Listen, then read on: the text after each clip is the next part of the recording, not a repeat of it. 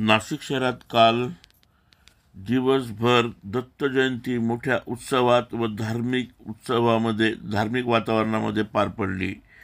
यावेळी मोठ्या प्रमाणामध्ये भाविकांतर्फे महाप्रसादाचे आयोजन केलेले होते। त्याच प्रकारे दुपारी 12 वाजता दत्त जन्माचा कार्यक्रम पार पडला। यावेळेस महिला भाविक तसेच पुरुष भाविक यांनी दत्त नामाचा गजर करत दत्त जन्म साजरा केला। नाशिक शहरातील सिडको भागात अनेक ठिकाणी महाप्रसादाचे आयोजन करण्यात आले होते। तसेच अनेक जणांचे उपास असल्याने दुपारी फराळ वगैरे देखील वाटप करण्यात आले। तसेच पाळणा वगैरे देखील म्हणण्यात आला। यावेळेस नाशिक शहरातील सिडको भागातील विठ्ठलनगर येथे देखील हा कार्यक्रम पार पडला। यावेळेस फराळ म्हणून केळी वगैरे वाटप करण्यात आले। भाविकांनी मोठ्या प्रमाणामध्ये दर्शनाचा लाभ घेतला। दत्त जयंती कार्यक्रमाविषयी बोलताना एका अन्नदात्याने सांगितले की इकडे दत्त जयंतीचा मोठा उत्सव साजरा करतो आम्ही। यावर्षी पण चांगला उत्सव साजरा केला आणि खूप भाविक लोक आले, दर्शन घेतला, प्रसाद घेतले, दत्त जयंतीचा जन्मोत्सव साजरा केला आणि संध्याकाळी महाप्रसादाचे वाटप करणारे संध्याकाळी खिचडी भात वगैरे आणि खूप काही लोक येऊन दर्शन घेऊन खूप काही चांगलं वाटलं आम्हाला। काय नाव आपलं? माझं दिनेश पुरोहित। खुटवड नगरातील विठ्ठलनगर येथे महिला भाविकांनी भक्तिगीत साजरे केले। तसेच सर्व महिला मंडळांनी हा कार्यक्रम आनंदात पार पाडला।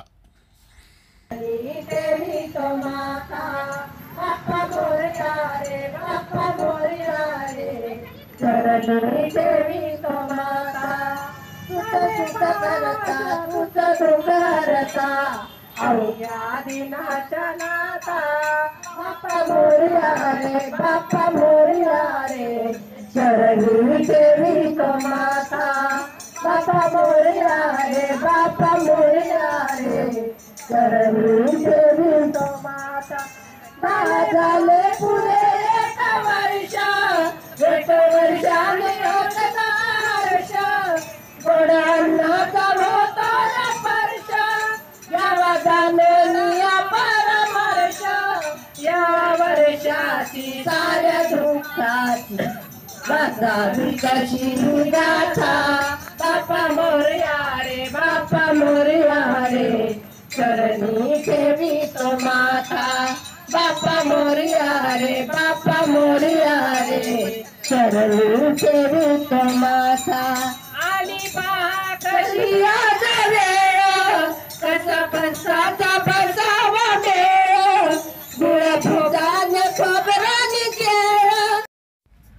नाशिक शहरातील सिडको भागातील कामटवाडे येथील माऊली चौकामध्ये माऊली मित्र मंडळातर्फे देखील दत्त जयंती दरवर्षाप्रमाणे यावर्षी देखील मोठ्या आनंदी वातावरणात साजरी करण्यात आली। धार्मिक वातावरणामध्ये हा कार्यक्रम पडला। यावेळेस सत्यनारायण पूजा तसेच महाप्रसादाचे आयोजन करण्यात आले होते। शेकडो भाविकांनी महाप्रसादाचा लाभ घेतला।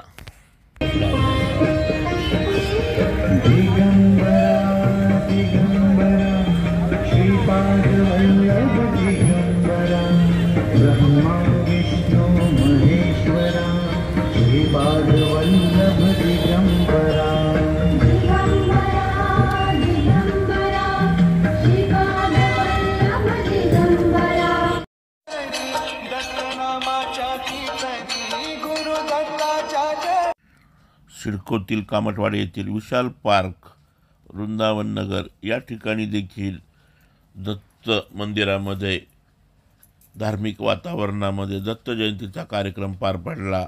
यावेळेस हजारो भाविकांनी महाप्रसादाचा लाभ घेतला। अतिशय धार्मिक वातावरणामध्ये हा कार्यक्रम पार पडला। या ठिकाणी दत्त महाराजांच्या दर्शनासाठी भाविकांच्या मोठ्या रांगा लागलेल्या होत्या। परिसरातील भाविक मोठ्या संख्येने दर्शनासाठी या ठिकाणी उपस्थित होते।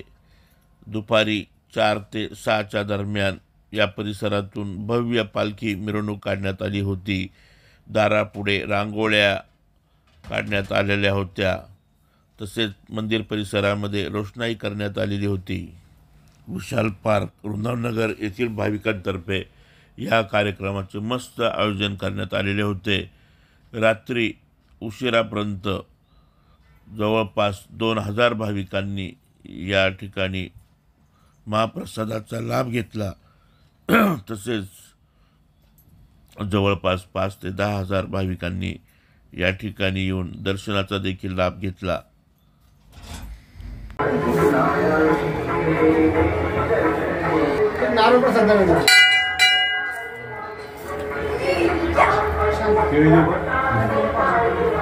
फोटो आले पाहिजे सर आपले.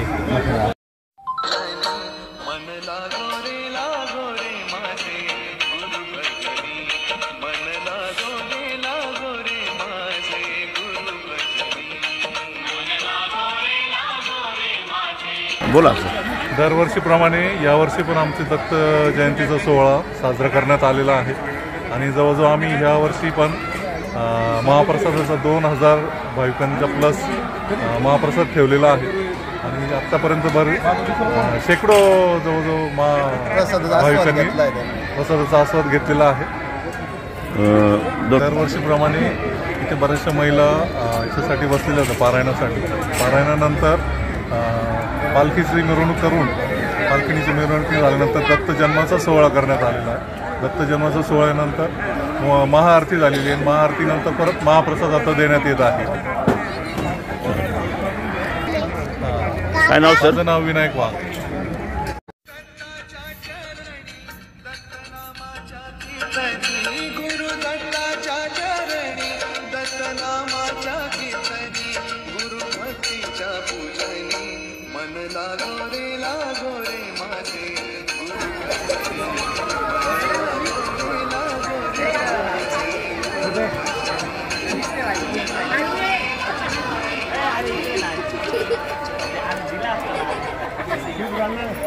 नाशिक जन्मसाठी चंद्रकांत नाशिक